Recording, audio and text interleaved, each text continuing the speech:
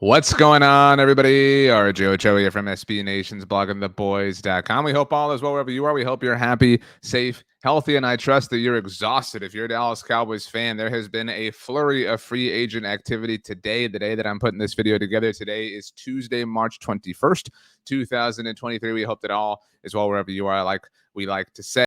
Look, so I'm going to be honest with you. And I said this in a YouTube short we did, an Instagram reel I did, a TikTok that I did. Super pumped in my personal life. Got a new grill. I'm a pellet grill guy now. Miss me with the easy bake oven stuff, whatever. I like it. And I was super excited on Tuesday to finally do some stuff because all I've heard from people is you set this in the morning, you let it sit, you do nothing. And for the most part, that was true. The food turned out really nice, and that's a good thing. But I figured, I would be able to check on it, right? It's a new thing. I don't know how this is going to work. So I'd be able to go check on it, see what's up. If it needed something, if I had to adjust something, whatever, it would be easy. Wrong. The Dallas Cowboys keep ruining my life by giving us things to talk about. In all seriousness, Tuesday was such a fun day. It's been a really fun 8 days at this point for the Cowboys, 9 days, I guess, with everything they've been doing in free agency. There's a lot that's happened, so we wanted to catch you up and kind of assess and analyze what the Cowboys have done.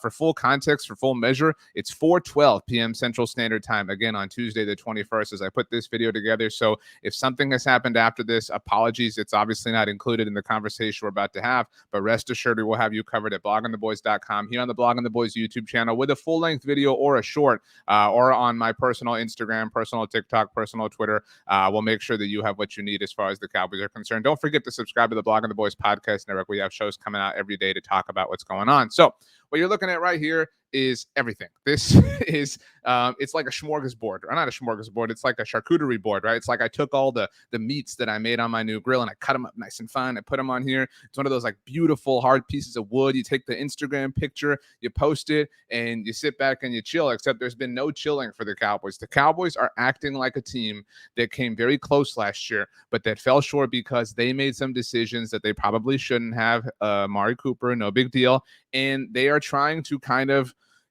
right their wrongs. They're trying to atone for what they did. They're trying to make amends for how they pissed us off, to be frank. And so let's take a look at the returning players. This was what saw a lot of action on Tuesday. We know that Tony Pollard's been given the franchise tag. We know that Terrence Steele is tendered. Those things are not technically official, but, and as we always like to say, anything could happen, but it is extremely likely that they will be playing football for the Cowboys in 2023. The party for all of this really got started with Donovan Wilson coming back, and that's a big deal. Leighton Vander Esch joined him, and I think at that point we were all kind of set, right? We all kind of set on some level in our minds, right?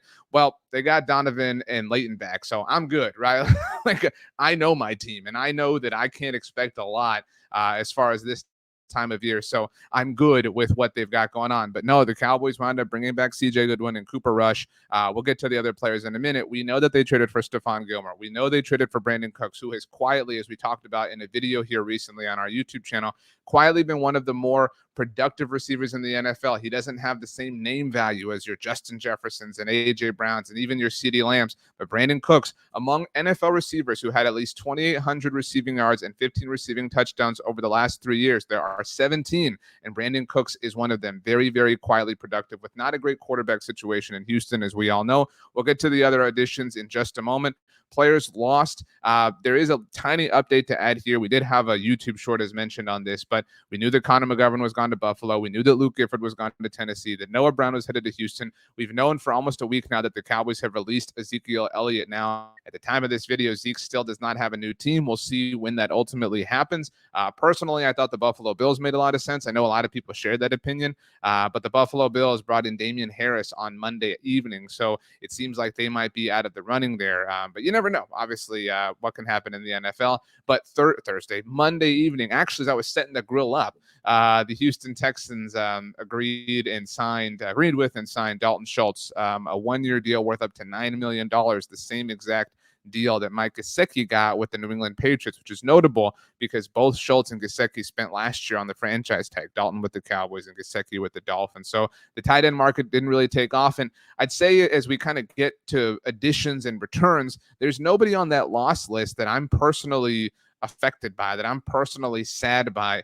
I actually have been trying to release a free agency grades Instagram post grading, returns and additions and players lost. And the players lost category, I had graded that a B. I haven't been able to launch this post because the Cowboys keep doing stuff, but I graded that loss category a B as opposed to an A. Again, no offense to any of these players, but none of them really moved the needle. But Connor McGovern is a valuable piece of depth, right? So, like in a perfect world, if we're being as greedy and as stingy as possible, it would have been nice had the Cowboys kept Connor McGovern, which is why I had it graded out as a B. But then Tuesday happened. So on Tuesday, the Cowboys started the party by bringing back running back Rico Dowdle. Now, a lot of people are big Rico Dowdle fans. It felt like there was a big time choice, red pill, blue pill, matrix style. Are you team Rico Dowdle or team Malik Davis? The conversations that we had around training camp in the preseason. Obviously, we got to see a lot more of Malik Davis, but the Cowboys are now in a position where Zeke Elliott is no longer a part of the team. This is Tony Pollard's backfield, but this is also likely going to be a backfield that sees a lot of players, that sees a lot of touches, that sees hopefully a lot of explosion. So Malik Davis figures to be a part of that mix, at least in the training camp part of things, as does Rico Dowdle. It's great to see him back. The Cowboys also brought in Ronald Jones on Tuesday. You see him under the new players added category. Spent last season with the Kansas City Chiefs, did win the Super Bowl, does get a ring, didn't really play a lot. In fact, Ronald Jones has really kind of had a quiet career since that 2020 season that he had with the Tampa Bay Buccaneers. Ronald Jones actually has 2 Super Bowl rings, one against the team that he just won one with. He was on the Bucs that beat the Chiefs, obviously, and then a part of the Chiefs team that beat the Eagles just, 2 months, not even 2 months ago. So Ronald Jones, now somebody who beat the Eagles in the Super Bowl, now a part of the Dallas Cowboys roster. That is a very cool thing. And Ronald Jones is probably the name that excites people the least on here. I don't have a passionate take on Ronald Jones. I mean, look, at this point, I'm all for the Cowboys bringing in bodies. I've said this for years at this point. I love Jason Witten and loved his career with the Cowboys. But if we think about, let's get this off the screen to kind of have this conversation.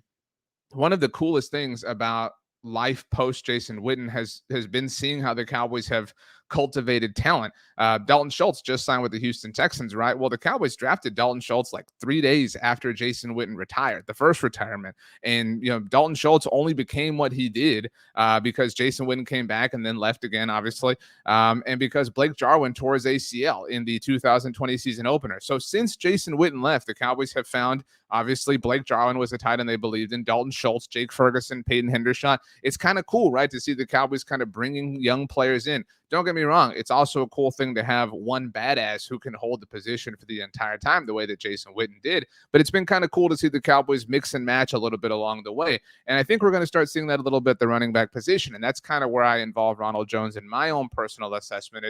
This is Tony Pollard's backfield, obviously. But if we get a little bit of a sprinkle of Malik Davis and Rico Dowdle and Ronald Jones and whoever it is to be determined the Cowboys are probably going to draft, I'm all for that. So there are a lot of people out there who are poo-pooing the Ronald Jones thing. I would not freak out about this. It's a simple thing. It's another body. You need players. Ronald Jones, again, at the very least, I think it's interesting to note, if we look at the additions here, Stephon Gilmore, Brandon Cooks, Chuma Edoga, and Ronald Jones, 3 of those 4 players there have been a part of Super Bowl teams. Think about that. That's a crazy thing to say out loud. Stephon Gilmore's obviously won the Super Bowl. He and Brandon Cooks were on the same team that lost the Super Bowl to the Eagles, it should be noted. By the way, Brandon Cooks has lost 2 Super Bowls, one to Stephon Gilmore. So Stephon Gilmore brings a Defensive Player of the Year award and obviously a Super Bowl ring. Brandon Cooks brings a lot of playoff experience in big-time football. Ronald Jones, while I recognize he wasn't the biggest factor on his teams that won the Super Bowl, has been there, has done that, has seen those things. The Cowboys are now bringing players in who have achieved the greatest things that the NFL has to offer. The Cowboys have an extraordinarily young locker room. So I think it's important and I think it's impactful for them to be around players who have done these things. So the Ronald Jones thing, do not freak out about. Do not think it's a big deal because it ultimately really is not. The Chuma Edoga thing, Cowboys now have another point of offensive line depth, which is why I feel less bad about the Connor McGovern thing compared to the way I felt at least on Tuesday morning. We will see if Chuma is able to contend for that left guard spot if Tyler Smith is not playing it. We obviously know that in an ideal world, Tyron Smith's going to be playing left tackle, Tyler Smith's going to be at left guard, and then everything else is chalked down the line. Tyler Biadasz at center, Zach Martin at right guard, and Terrence Steele, presuming health, is going to be a right tackle. But with Chuma, the Cowboys now have a point of flexibility. What if Terrence Steele is not ready come training camp, come week 1? What if Tyron Smith has to miss some time?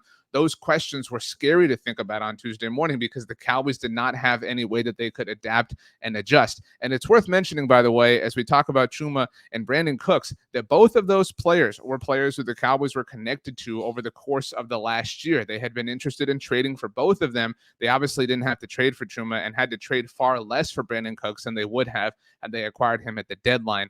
The only name we haven't talked about to this point is that one on the bottom there of the returning players category, and that's Dante Fowler, the most recent name to be a part of this list. It was announced on Tuesday afternoon, like I said, as I was doing my grill stuff, that Dante Fowler is coming back to the Cowboys on a one-year deal. Now, Fowler's only spent 1 year with the Cowboys, but it was an incredibly productive one. He had 6 sacks for the team last year, which was the third most that he has ever had in a single season. In fact, it was the most that he had since 2019 when he had 11.5 with the LA Rams.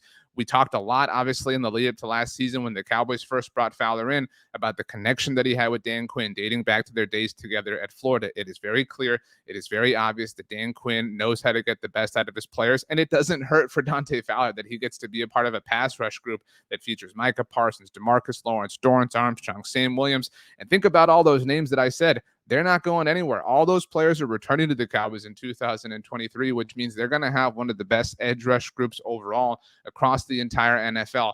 It is very difficult. You would have to be trying extremely hard to look at the work that the Cowboys have done and to be upset by it. They have seemingly, and I'm not trying to give them more credit than they deserve because this is a franchise and an organization that has burned us in the past. We carry those scars, and they remind us that the past is real. Shout out to Papa Roach, of course. But they have hurt us. They are acting like a team that once again was on the precipice last year and can taste it and can see it, and they're acting like they want it. And I will give them their props. I will give them their credit. I will give them their flowers because they have absolutely earned them. And what's more is if we look at this entire list here, the Cowboys are being very smart and very calculated in that they are preparing themselves to not necessarily need any one thing when the 2023 NFL draft gets here. Now, there's a lot of talk and there's a lot of speculation from different Dallas Cowboys insiders that they're going to be able to bring back defensive tackle Jonathan Hankins. If that domino does fall, and that is not necessarily anything that is guaranteed to happen, but if we assume that that does wind up happening, there is no obvious hole on this team. Now, again, that's not to say or imply that they cannot use help at certain areas. But right now, if the Cowboys are able to bring in any kind of interior defensive line help, they are going to be set. They are going to have raised the floor at all of their positions of weakness heading into the 2023 NFL draft. And to be honest, to be frank, to be serious, to be hyped and gassed up, that's something that elite teams, elite front offices do on a yearly basis. And I'm not trying to say like, oh, the Cowboys woke up, because they have done some smart things in the past. I think we tend to live in these extremes where they're either amazing or they're terrible. The truth is sometimes, and most of the time really, it's somewhere in between. But the Cowboys a year ago took this part of the offseason process very casually. They were very lackadaisical when it came to adding talent by the ways and the measures that they have gone about here over the last 8-9 days. And the fact that they have learned that lesson and that they have put what they learned into practice is something that I think we should be very, very happy about as Dallas Cowboys fans. So that ends my rant. I'm super pumped. I can't, but I keep thinking, like I said, that it's done, it's over. And at some point it will chill and it will subside. And at some point we'll go 24 hours finally without the Cowboys making any sort of move. And we'll make jokes and we'll have fun and we'll be silly and whatever. But the Cowboys are alert. They are awake. They are at the wheel, and I trust them. So I never thought that I would say all of those words together in one single sentence. I hope that you have a wonderful Tuesday. I hope you have a wonderful Wednesday. I hope you have a wonderful Thursday. I'm also going to say that I hope you have a wonderful Friday, Saturday, and Sunday, and even Monday before I see you again on Tuesday. Now, the truth is I'll see you many times before now and then. We've always got stuff coming out here on the Blog and the Boys YouTube channel. Make sure you do subscribe. In fact, I'm putting this video together on Tuesday afternoon. Later tonight, Tuesday night, maybe that's behind you if you're catching us later, we have a live show. I won't be a part of that, but we have our live Blog and the Boys roundtable. We'll also podcast that for you. We'll have lots of videos, lots of YouTube shorts, lots of articles, lots of activity on social media. Search for Blog and the Boys anywhere that you consume any kind of content, and I promise you that you will find us. We all deserve this offseason. The Dallas Cowboys have hurt us, and they love us back. I'm willing to say that. They love us back. My name is RJ Ochoa. You can follow me on Twitter or Instagram at RJ Ochoa. Somebody had that on TikTok, so I had to go with RJ.Ochoa. If you want to send me an email, you can, RJ.Ochoa at SBNation.com, or you can leave a comment down below, and we'll do our best to get to those. For now, I bid you adieu. I am super pumped. I'm super happy. I am super grateful. And yeah, let's see what they have next. Let's see what's around the corner. This has all been a lot of fun. So good job, Cowboys. Thanks for hanging out, everybody. We'll see you next time.